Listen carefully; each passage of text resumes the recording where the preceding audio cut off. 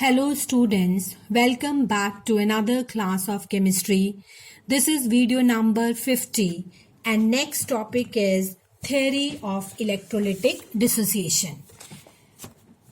Theory of electrolytic dissociation was given by Swan Arrhenius and the various points are: number 1, an electrolyte on dissolving in water dissociate to give free ions. For example, sodium chloride in the aqueous form dissociate to give us two ions, sodium ion and chloride ion. Sodium ion is positively charged and therefore it is known as cation, and Cl negative is negatively charged and it is known as anion. Second point, all ions carries a charge and that charge is responsible for the flow of current. Third, the conductivity of the electrolyte depends upon the concentration of the ions. Now, what is the meaning of this point? Conductance by which the electric current is passed through the electrolyte is directly proportional to the concentration of ions. For example, in case of concentrated NaCl, Na positive will gain one electron easily and results in the formation of sodium and gets deposited at cathode, which is connected to the negative terminal of the battery. And Cl negative will lose one electron and form Cl, and two Cl atoms, they combine to give us chlorine gas, which is formed at anode as anions move towards the anode. Fourth point, the number of positive charge is equals to the number of negative charge. Means, if the sodium ion is gaining one electron, same way chloride ion will also lose one electron. Total positive charge is equals to total negative charge. The equilibrium is also established between the unionized molecules and the ions produced. Now, what is the meaning of this line?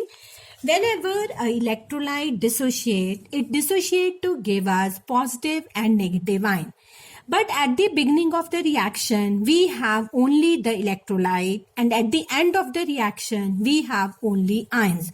But in between, there is a stage known as equilibrium stage where unionized molecule is equals to the ionized molecule. That is, we have reactants as well as product at that stage, and the amount of reactant is equals to the amount of products at equilibrium.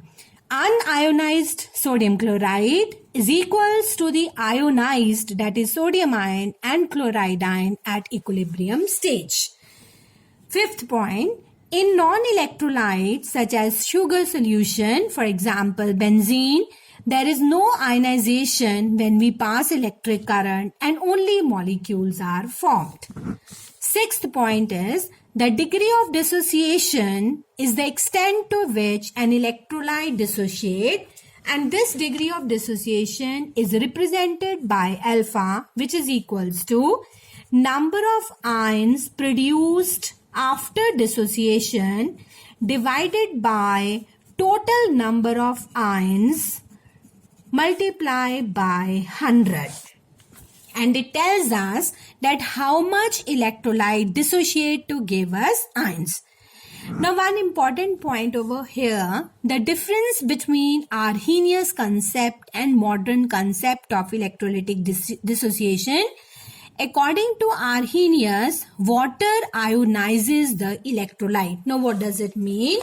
It is the water only present in the electrolyte which is responsible for the dissociation of the electrolyte into positive and negative ions. Means positive and negative ions are formed due to the presence of water, or when sodium chloride is dissolved in water, then only it is giving sodium ion and positive ion. But according to modern concept, these positive and negative ions are already present in the electrolyte, but due to the polar nature of water molecules, polar nature means due to more electronegativity of oxygen carries a negative charge and hydrogen carries a positive charge. So due to its polar nature, this water molecule weakens the electrostatic force of attraction between positively sodium atom and negatively chloride ion. As a result, when we pass electric current, they dissociate to give us sodium ion and chloride ion. So according to modern concept, water weakens the force of attraction between two oppositely charged ions, which helps them to separate when we pass electric current.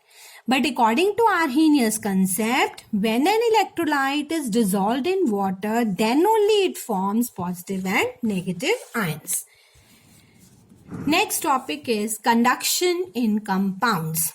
The conduction in compounds is only due to the formation of oppositely charged ions, positive and negative ions.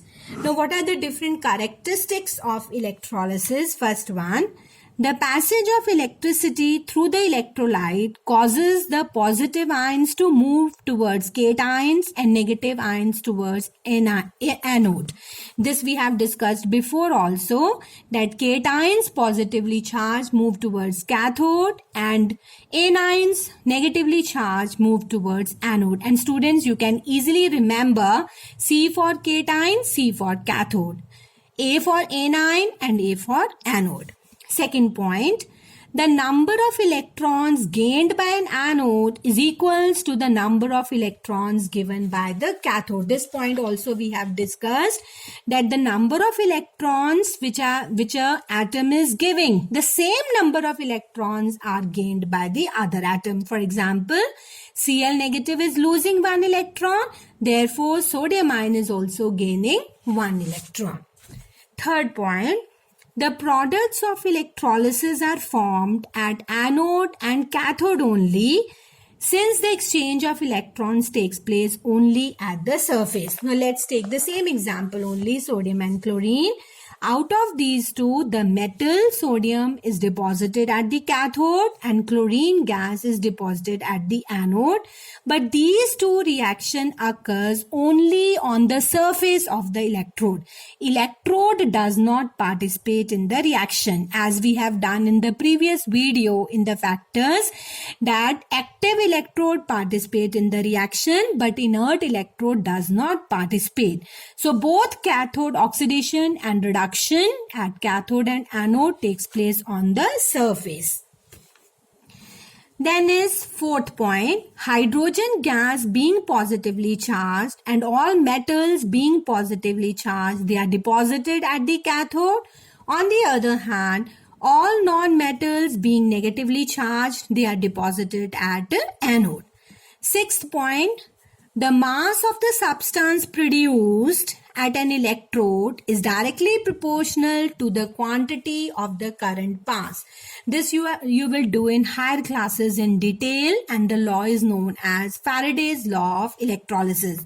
But in short, I will tell you what is the meaning of this sixth point. According to sixth point, the mass of the substance, which substance? For example, sodium produced at the cathode and chlorine produced at the anode, is directly proportional to the quantity of the current passed through the electrolyte. If the current passed is more, the mass production will be more.